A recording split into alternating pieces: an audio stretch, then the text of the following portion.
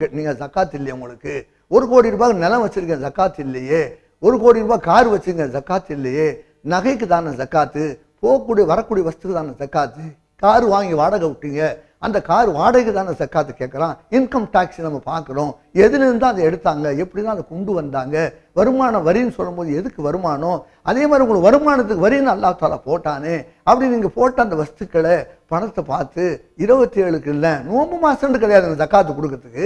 ஒருத்தர் நோம்பு முடிஞ்சிச்சு, ஒருத்தர் வர்றாரு, எனக்கு குமுறு இருக்குங்க, ஒரு மாப்பிள்ளை வருது, ஒரு 5000 ரூபா கொடுங்கன்னு சொல்கிறான். முடியாது, நான் நோம்புல தருவேன்னு சொன்னால் அந்த கல்யாணம் நின்று போயும், அந்த பொம்பளை எப்படியும் போகலாம், ஏதாவது செஞ்சுக்கலாம் கல்யாணம் முடிக்காம. அந்த மாதிரி ஒரு சூழ்நிலை வருவதனால ஷவ்வால்ல துல்ஹாய்தா துல்ஹஜ்ல 11 மாதம் ஜக்காத்து கொடுத்துட்டு ஒரு நோட் புக் எடுத்து 2012 2013 நான் ஜக்காத்து கொடுத்தேன் நியத்தை வச்சு கொடுத்துட்டா ரமலான் மாதம் வரும்போது உனக்கு 2 லட்ச ரூபாங்கிறது 20,000 ரூபா இருக்கும்.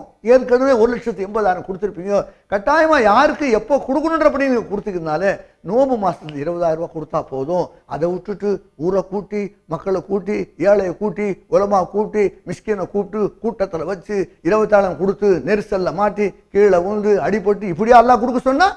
நீங்க கொடுக்கறதுக்கு உலகத்தை தெரியுமா? அல்லாஹ் உங்களுக்கு கொடுத்தது கொடுக்கறதுக்கு இவ்வளவு ஒரு கௌரவம் உங்களுக்கு தேவையா? உங்க வீட்டு காசா கொடுத்தீங்க நீங்க, உங்க கண்ணு உங்க கண்ணா நீங்க வியாபாரியை பார்த்தது, காது உங்க காதா வியாபாரிட்டு பேசுறது, நாவு உங்க நாவா வியாபாரிட்டு பேசுறது, காலு உங்கள் தான் கடைக்கு போனது, கை எடுத்து கொடுத்தது உங்கள் தான், எல்லாம் என் சாமான கொடுத்து அதில் நீங்க புடைச்சிக்கிட்டு உங்க பேரை காமிச்சு ஏழைங்க இங்கிட்ட அங்கிட்ட அலையா விடுறீங்க. நீங்க ஜக்காத்துங்கிறது கணக்கு போட்டு படத்தை எடுத்து தலையில தூக்கிக்கிட்டு கொண்டு போய் ஏழைகிட்ட கொடுக்க வேண்டியது. சதகா உங்க வீட்டு வாசல்ல கொடுக்குறது, அதியா யாருக்கும் கொடுக்கலாம், நசர் அரசர்கள் சாதாரண சூஃபியாக்களுக்கு கொடுக்க வாசம். அதனால அந்த மாதிரியான காசை எப்பவும் கொடுக்கலாம். நண்பர்களே பெரியார்களே, கூட்டத்தில் கொடுக்கணும் அவசியம் இல்லை.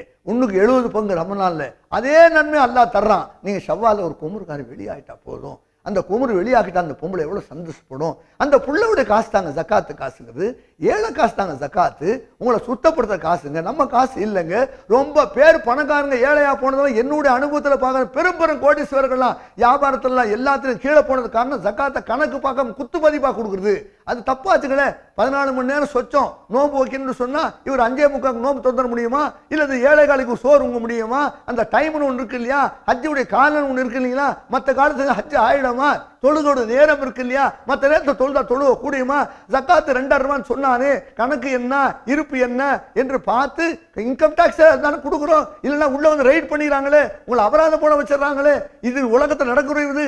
அல்லாஹ் தாலா கொடுக்க சொல்லி கொடுக்கலன்னு சொன்னா அல்லாஹ் அவளை என்ன ஏமாளியா அல்லாஹ் தாலா? அதனாலதான் ஜக்காத்து கொடுக்காத காசு, ஏழைக்கு போக வேண்டிய காசு நீங்க வச்சுக்கிட்டா ஒன்று அது தீயில போயிடும், ஒன்று வெள்ளத்தால் அடிக்கப்பட்டு போயிடும், இல்ல அரசாங்க ரெய்டுல போயிடும், தீராத வியாதியில போயிடும். அல்லாஹ் தாலா கொள்ளையர்கள் வந்து சூழ்ந்து எடுத்துட்டு போயிடுவாங்க. 5 வகையில அந்த காசை அல்லாஹ் எடுத்துருவான்.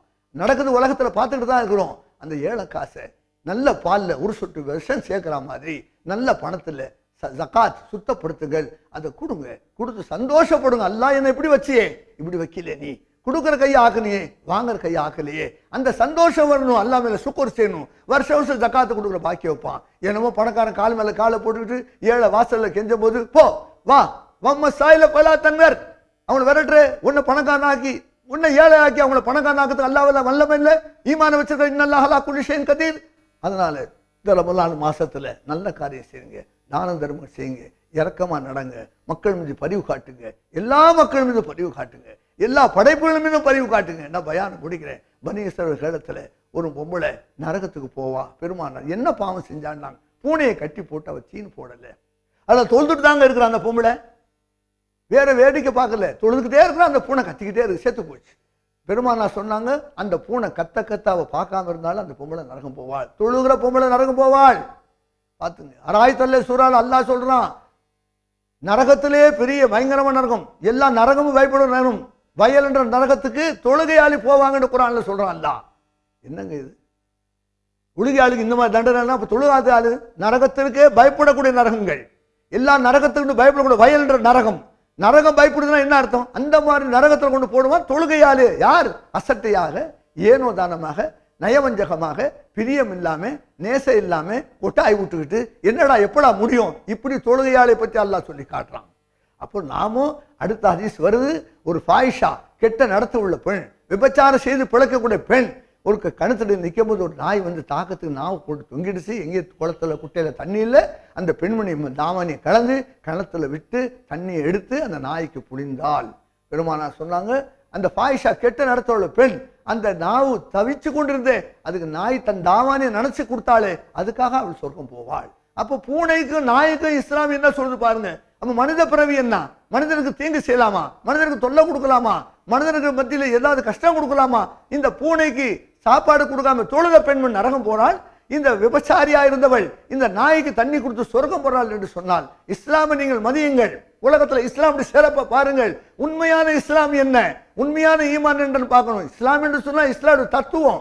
இஸ்லாம் என்று முஸ்லீம்னா என்ன அர்த்தம்? மற்றவங்களுக்கு நாவால் கையால் கெடுதி செய்யாத ஒரு முஸ்லீம் என்று பெருமானார் ஸல்லல்லாஹு சொன்னாங்க. எனவே அன்பர்களே, பெரியார்களே, சகோதரர்களே, அல்லாஹ் தஆலா நமக்கு அருள் செய்வானாக. புனித ரமலானுடைய பாக்கியங்களை அருள்வானாக. இஸ்லாமிய ஈமானை பற்றி அல்லாஹ் கற்று தருவானாக. அதன்படி நடக்க கிருபை செய்வானாக. வாஹிர் தாவானா அல்ஹம்துலில்லாஹ். அஸ்ஸலாமு அலைக்கும் வரஹ்மத்துல்லாஹி வபரகாத்துஹு.